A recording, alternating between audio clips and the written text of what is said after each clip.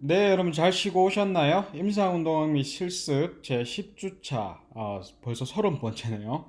발목 관절 파트 3에 대해서 진행하겠습니다.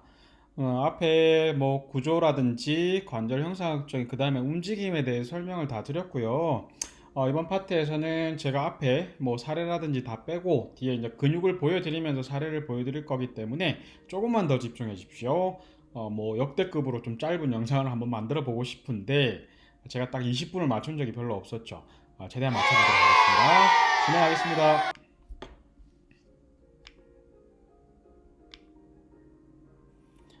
네, 여러분, 요거는 서 있는 동안 발에 걸리는 압축력에 대한, 그러니까 예를 체중이 어떤 이제 지면 쪽으로 쏠렸을 때 어느 부위에서 가장 압력이 많이 걸리느냐, 이런 부분이고요.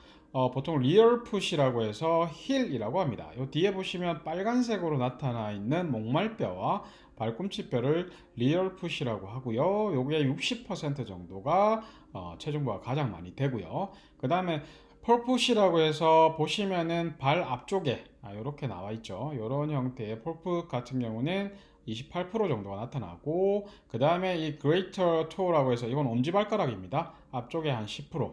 그 다음에 미드풋이라고 해서 안쪽에 있는 타살본, 그렇죠. 발목부 쪽에 8% 정도.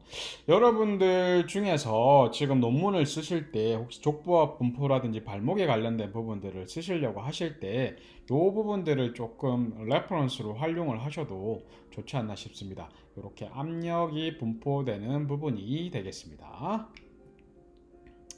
그 다음에 요거는 기계적으로 발등굽힙 시에 안정적인 기계적 안정성을 증가시키는 요인이 되겠고요. 여기 뭐 그림 딱 보시면 발등굽힘 될 때 이 발등굽힘이 된다. 뒤에 제가 여러 가지 영상들을 보이면서 또 설명을 드릴 건데, 요런 형태 지면에 닿아 있는 상태의 발등굽힘이 뭐가 중요할까요?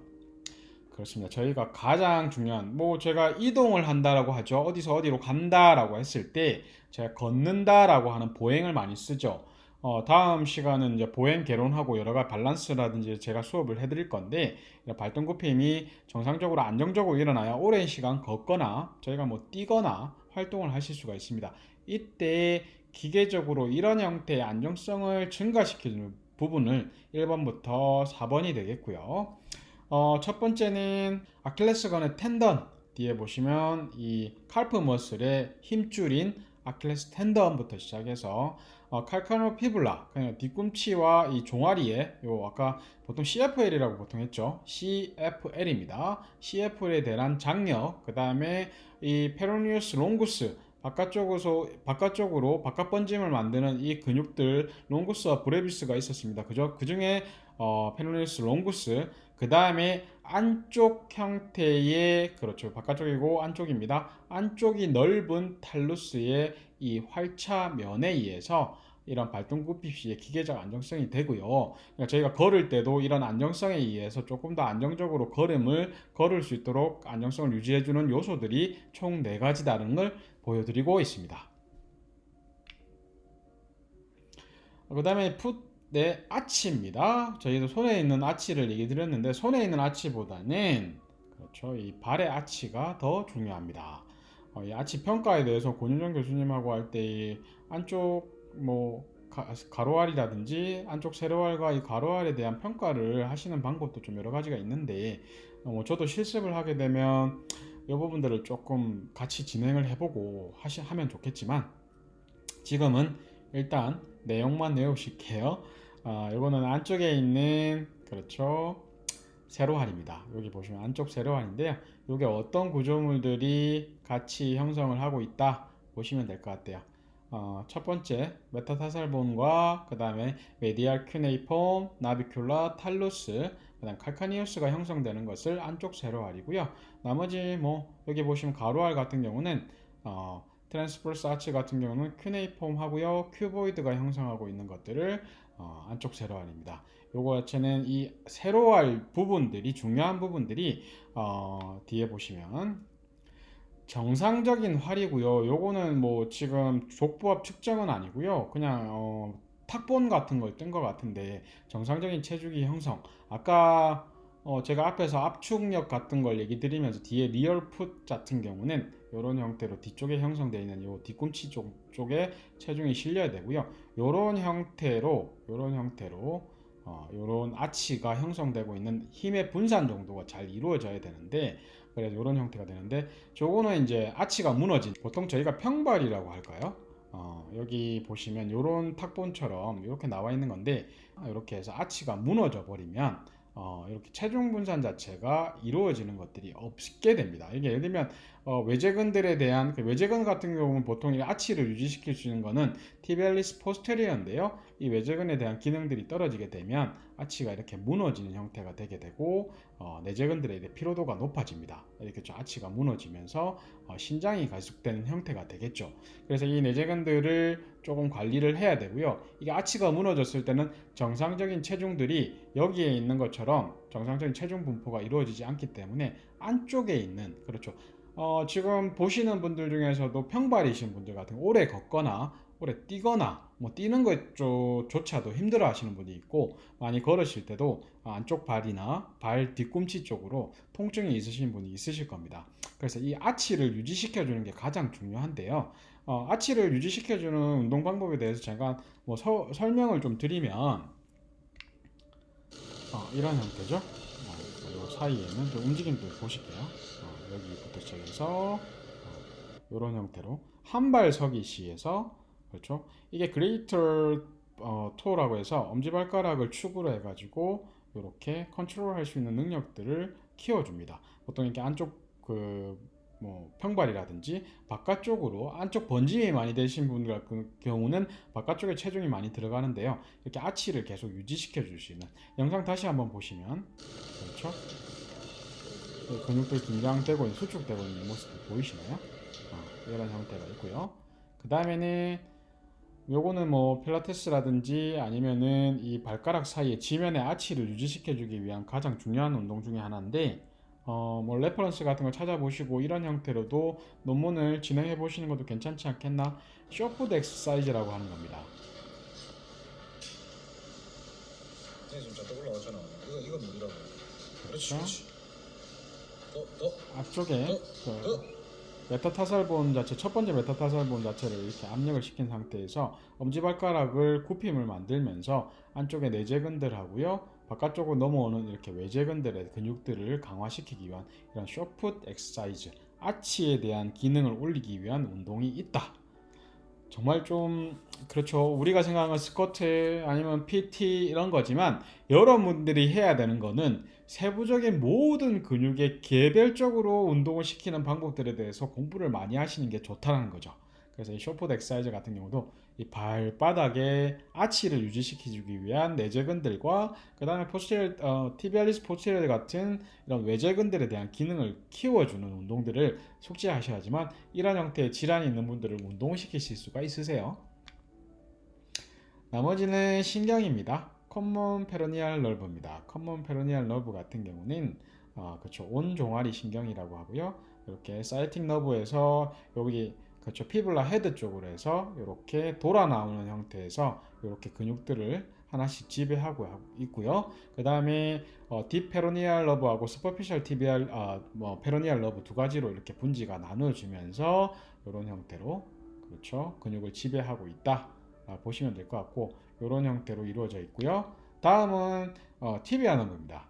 티비아 너브 같은 경우는 보통, 그렇죠, 이 사이틱 너브에서 뒤로 그대로 후면으로 이렇게 주행하면서 보통 이 칼프 머슬이라든지 이 쉔크에, 그렇죠, 정강이 부위죠. 정강이 부위 뒤쪽에 있는 근육들을 지배하는 형태로 이루어져 있습니다. 다음에 근육에 대해서 설명을 드리도록 하겠습니다. 여러분, 진행이 착착 이루어지고 있네요. 근육의 구조. 그 다음에 처음 보시면 돌지 플렉션을 나타내는 근육이고요. 돌지 플렉션을 나타내는 건 요 약어 혹시라도 하나씩 보시면서 이게 뭘까? 그렇죠. 약어로 외우는 습관 많이 들이라고 이게 말씀드렸죠. TA는 티비알리스 안테리어. 그 다음에 이 HL은 뭘까요? 익스텐서 홀리시스 롱구스. 엄지발가락, 긴 엄지발가락 평근입니다. 그 다음에 익스텐서 디지트롬 롱구스. 그렇죠. 요거는 발가락, 긴 발가락 평근입니다. 다음은 가스트로네미우스, 솔레우스, 그 다음에 TP는요, 티비얼스 포스테리어, 그 다음에는 F, HL, 그렇죠. 플렉서, 홀루스, 롱구스, 그렇죠. 요거는 긴 엄지발가락 굽힌근입니다. 요렇게 해서 약어들을 보시고 하나씩 체크를 해보시면 될 것 같아요. 인벌전을 이루는 근육, 그 다음에 에벌전은 이루는 근육입니다. 첫 번째 티비얼리스 안테리어, 그 다음에 여기 앞쪽에 있는 그렇죠 돌지 플렉션을 만드는 근육에 대해 설명을 드리도록 할게요. 티비아가 있고요. 익스텐스 디스트로 롱구스하고 그 다음에 TA라고 하는 티비알리스 안테리어가 되겠고요. 실질적으로 요거는 발목 바깥쪽 복숭 앞에 골절이 있는 그 환자의 모습인데, 제가 이제 ROM을 형성시키기 위해서 돌지 플렉션을 만들어 보라고 이렇게 지시를 할 겁니다. 올려보고. 약간 좀 차이가 느껴지세요? 다시. 플란타 플렉션 하죠. 이때 돌지 플렉션 시킬 때 주동근 자체가 티비알리스 안테리어, 그 다음에 익스텐서 디스토롬 이런 형태가 보조근 형태로 쓰고요. 여기에 이렇게 근육 긴장도 텐션이 나타나는 게 티비알리스 안테리어라고 보시면 될 것 같아요. 뭐 협력근이나 이런 관계보다는 일단 주동근에 대해 설명을 좀 드리도록 하겠습니다. 근데 실질적으로 여러분 이런 돌지 플렉션을 티비알리스 안테리어가, 그러니까 돌지 플렉션을 낼 때 어떤 형태, 제가 아까 전에 설명드렸지만 저희가 매일같이 해야 되는 게 있죠. 이동입니다. 학교도 와야 되고요. 제가 이제 뒤에 이제 보행에 대해 설명을 드릴 건데, 이런 티비알리스 안테리어가 해야 되는 역할 자체가 돌지 플렉션 시키면서 그 다음에 뒤꿈치가 이제 땅에 닿은 다음 상태에서, 뒤꿈치가 땅에 안 닿으려면 어떻게 해야 되죠? 그렇죠. 티비알리스 안테리어가 발목을 돌지 플렉션을 시켜 발등 쪽으로 굽힘을 시켜야지만 발의 지면이 끌리지가 않겠죠. 그래서 뒤꿈치부터 닿았어요. 그 다음에 체중이 넘어가기 전에 이 발바닥이 지면에 닿기 위해서 천천히, 그러니까 늘어나면서 편심성으로 수축을 하면서 천천히 지면의 발바닥을 다 낮게 하는 역할도 합니다. 그러니까 엘롱게이션 하게 신장되면서 이렇게 천천히 지면에 닿는 형태의 움직임을 나타내는 것도 이 티비알리스 안테리어인데요. 제가 무슨 말을 하는지 걷는 모양을 보면서 발목에 대해서 다시 한번 이 움직임, 티비알리스 안테리어에 대한 중요성이나 움직임을 다시 한번 설명을 드릴게요. 이 영상을 제가 사진에서 찾으면서 영상집에 찾으면서 작년에 여러분들하고 선배들하고 본인들의 걸음을 보면서 평가를 한번 해보는 영상인데요. 걸어 나갑니다. 시작. 그렇죠. 반가운 얼굴들이 좀 보이실 자, 다음 거예요. 오세요. 벽에 붙은 상태에서 걸어 나갑니다. 자, 자연스럽게 발목 쭉. 움직임 볼게요. 돌지 플렉션 이렇게 돌지 플렉션 자, 하면서 다음 오세요. 다음 다리가 나갈 때 천천히 발바닥을 지면에 닿게 해주는 것도 티비알리스 안테리어입니다. 그렇죠. 걷는 모양이 다 틀릴 거예요. 쭉쭉쭉 오시면 돼요. 쭉. 그렇죠. 제 수업 분위기는 약간 좀 이렇게 실제로 대면 수업하면 가끔 이렇게 실습하면서 활기로운 분위기가 있습니다. 저는 약간 아메리칸 스타일이라 편하게. 야, 벽에 완전 붙어서. 이렇게 움직이는 모양이라든지 발 모양에 대해서 많이 보셔야 돼요. 여러분, 사람의 움직임에 대해서는 여러분들이 사람의 움직임들을 이렇게 평가하고 그 다음에 다음 그렇죠, 봅시다. 개선시켜주는 역할을 하기 때문에 그렇죠. 뭐 소리라든지 발의 움직임이라든지 돌지 플렉션이 만약에 잘 일어나지 않았을 때 보행할 때 어떤 일들이 일어날까? 다음 오시죠. 그렇죠.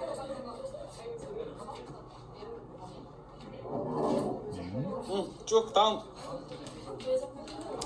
한 번만 더 보실게요. 그렇죠. 네, 오시죠. 거의 지면에 바닥을 이렇게 돌지 플렉션이 일어나지 않는 형태로 끌고 다니는 분들도 계세요. 다음. 한 번만 더 볼까요?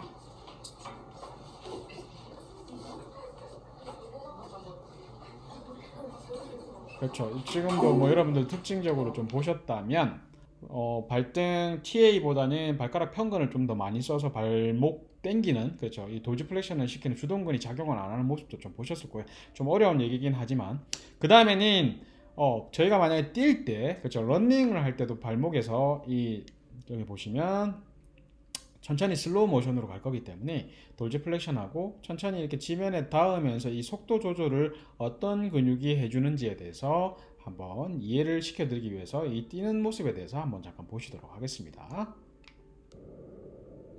그렇죠. 이렇게 지면에 닿지 않도록 돌지 플렉션하고 천천히 닿는 이런 형태에서 TBRS 안테리어가 작용을 한다 보시면 될 것 같고요.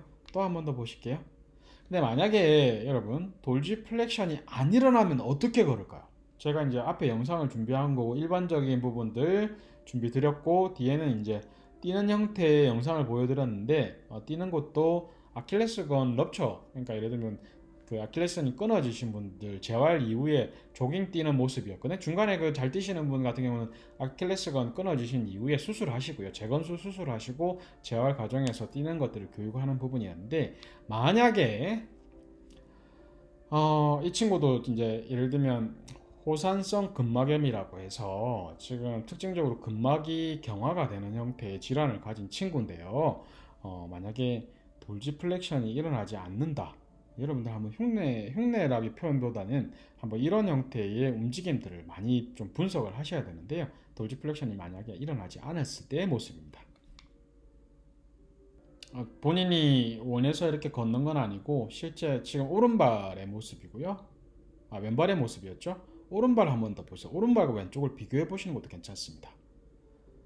그렇죠. 돌지 플렉션이 안 일어나기 때문에 프란타 플렉션 된 상태에서 지면에 닿고 무릎이 아예 움직임이 안 생겨버리죠. 무릎이 앞으로 나간다는 건 돌지 플렉션이 생긴다는 건데 걷는 것 자체가 완전히 틀려버렸죠. 그렇죠. 보행 자체의 움직임 한 번 더 보실까요, 여러분? 제가 설명을 아까 드렸기 때문에 이 친구 같은 경우는 돌지 플렉션이 일어나지 않습니다. 그 말은 지면에 발바닥이 닿아 있는 상태에서 여러분 돌지 플렉션을 시키려면 어떻게 해야 되는지 한번 여러분 해보실래요? 무릎이 굽혀져야 됩니다. 굽혀지지가 않으면 돌지 플렉션은 일어나지 않는 거죠. 이 친구 같은 경우는 칼프 머슬들이 되게 단축이 돼 있어요. 짧아져 있기 때문에 프란타 플렉션 돼 있는 상태로 고정이 돼 있다고 보시면 됩니다. 다시 한 번 더 영상 보실게요.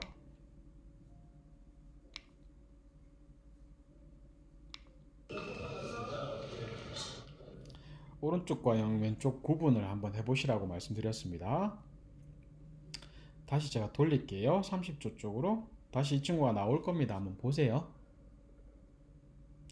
왼쪽은 조금 많이 좋아진 상태예요. 관리를 해서 많이 좋아졌고요. 이런 형태의 그렇죠. 특발성이라든지 특이성 질환도 한번 설명이 드릴 수 있으면 좋은데 이건 이제 발목에 침륜이 돼가지고 이런 식으로 어떻게 걷는 게 자체가 아예 틀리다는 걸 보실 겁니다. 보행하면서 제가 좀 더 다양하게 설명드릴게요. 오른발 딛습니다. 무릎 굽힘 일어나는지 볼게요. 안 일어납니다. 그죠? 이런 형태의 TA의 기능이 떨어졌거나 아니면 반대쪽에 있는 기랑근인 칼프 머슬이 짧아졌을 때는 이런 형태의 보행이 생길 수가 있고요. 요거는 이제 사이벡스의 발목, 그렇죠. 요거 아까 전에 그 조깅 뛰시던 분, 아킬레스건, 텐던 넙쳐 있으신 분 흉터는 보통 이렇게 생겼습니다. 이런 쪽의 근력 평가는 이렇게 합니다. 돌지 플렉션, 프란타 플렉션. 그렇죠.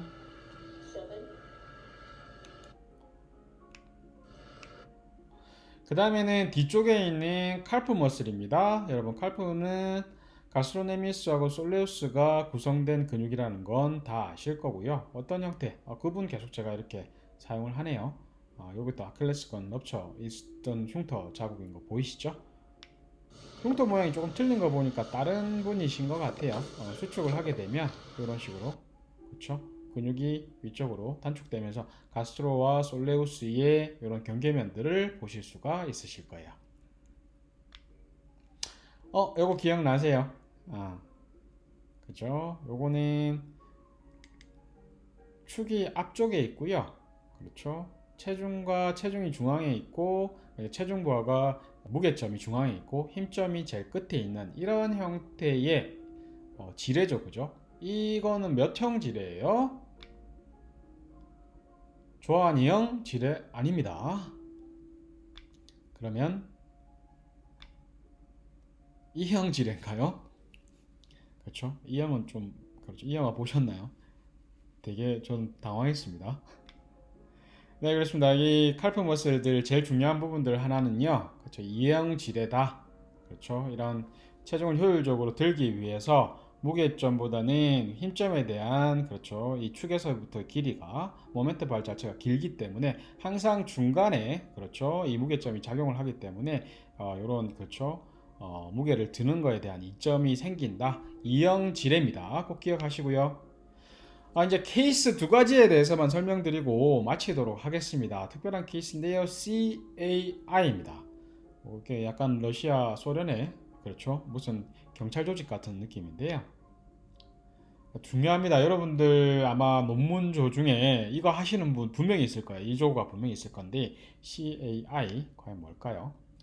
네, 만성적인 발목 불안정 증후군, 보통 뭐 CAIS라고 보통 얘기하고요. Chronic Ankle Instability라고 보통 얘기합니다. 이거는 가쪽 발목 빔, 그렇죠. 제가 아까 쭉 설명드렸죠. 안쪽 번짐되면서 가쪽에 대한 조직이 이렇게 손상이 당하는 건데요. 보통 스포츠, 그다음 농구 또는 뭐 점프를 하거나 축구 등에서 발생하는 가장 흔한 손상입니다. 이건 앞에서 계속 설명드렸고요. 인버전에 의해서 가쪽 결인데 아까 CFL, ATFL, PTFL이라고 말씀드렸죠.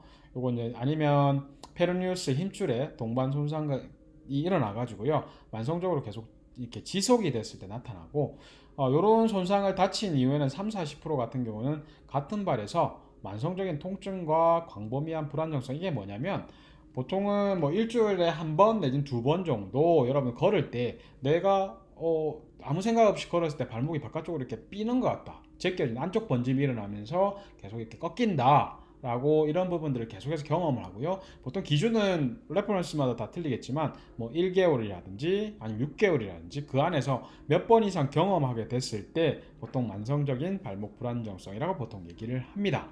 그래서 이 만성적인 발목 불안정성을 가진 사람들은요, 스포츠 활동 또는 일상생활에서도 발목의 무너짐, 예를 들면 선수 중에 태권도 선수 중에 이렇게 표현하는 애도 있어요. 발바닥에 지면이 닿아 있는데 내 몸이 앞으로 이렇게 쑥 빠져나가는 느낌도 받습니다라고 얘기하고요. 그 다음에 아치가 무너진다거나 아니면은 발목이 안쪽으로 꺾여서 내 몸 자체가 안쪽 바닥 자체로 이렇게 쓰러질 것 같아, 이런 형태의 발목의 무너짐을 경험하고, 그 다음에는 반복적인 손상을 해서 발목의 인대와 기계 수용기에 대한 기능이 저하됩니다. 뭐 똑같은 말의 반복이고요. 그 다음에 잘못 입력된 감각은, 예를 들면 고유수용성 감각 같은 경우에는 예측 못한 빠른 안쪽 돌림에 대한 효과적인 보호 반응 능력을 감소시킨다. 말이 좀 어렵지만 예를 들면 이 페로니우스, 보통 저희도 이제 만성 발목 불안정성이 있는 친구들이 병원에 진료받거나 저희 센터로 올 때 닥터들께서 어떻게 뭐 이렇게 처방전이나 명함에다 적어주시냐면 페로니우스 롱구스 브레이비스 재활시켜 주세요, 보통 이렇게 얘기하십니다. 그러니까 이게 보통 저희가 이제 골수형성 감각이라고 하면 저희 몸으로 이렇게 저희 근육들이 아니면 과도하게 이렇게 늘어나려고 할 때 이 속도와 그 길이를 감지를 해서 그 제 몸을 보호하기 위해서 당기는 역할도 하고, 그거에 대한 미리 예측된 반응들을 하게 있는 것들이 고유수용성 감각이죠, 그죠? 근데 이런 부분들이 떨어지다 보니까 내 몸이 충분히 늘어나서 보호하지 못하는 상태가 된다는 거죠. 그래서 발목 재활을 할 때는 제가 이제 뒤에 밸런스에 대한 내용을 좀 다음 수업 때 준비를 할 건데요. 이 고유 수용성 감각에 대한 트레이닝도 이 만성적인 발목 불안정성 환자들에 대해서는 되게 중요한 부분이 되겠습니다. 근데 어떤 형태로 손상을 당하는 건지 제가 조금 잔인해 보이지만 영상을 한번 보시도록 하겠습니다. Okay, so take a look. Oh boy. Yeah, 이런 there it is. 형태로 That's a good 안쪽 one 번짐이 too. 강하게 When I say good, I 일어났죠. mean bad. 여러 번 반복이 될 거예요, 여러분. 보셨어요? 이렇게 이런 형태로, 이런 형태로 손상이 일어나는 거죠. 자주 농구하시다가 축구하시다가, 그렇죠, 남의 발을 밟거나 이런 형태에서 이렇게 됐을 때는 거의 대부분 ATFL은 그레이드 3 완전 손상을 당한다고 보시면 될 것 같아요. 다음은 한 가지입니다. 마지막일 것 같아요. 페이지 621쪽 내용으로 구성되어 있고요. 요거는 요 엑스레이가 과연 무슨 그림일까요? 여러분 잠깐만 그림 한번 보시면서 갈게요. 요거는 저희 학생분들 중에서도 일반적으로 이런 증상이 가지신 분이 있어서 제가 상담을 좀 해드리거나 통증에 대한 부분들을 얘기를 해드리고 그다음 요걸 개선할 수 있는 테이핑도 좀 말씀을 드리는데 요거는 밑에 나와 있죠. 할룩스 발구스라고 해서 또 발구스라는 내용이 나왔네요. 그 다음에 여기 위에 있는 거는 무지입니다. 무지. 그러면 힌트가 됐나요? 왼쪽에 있는 무지. 그렇죠? 무지. 이렇게.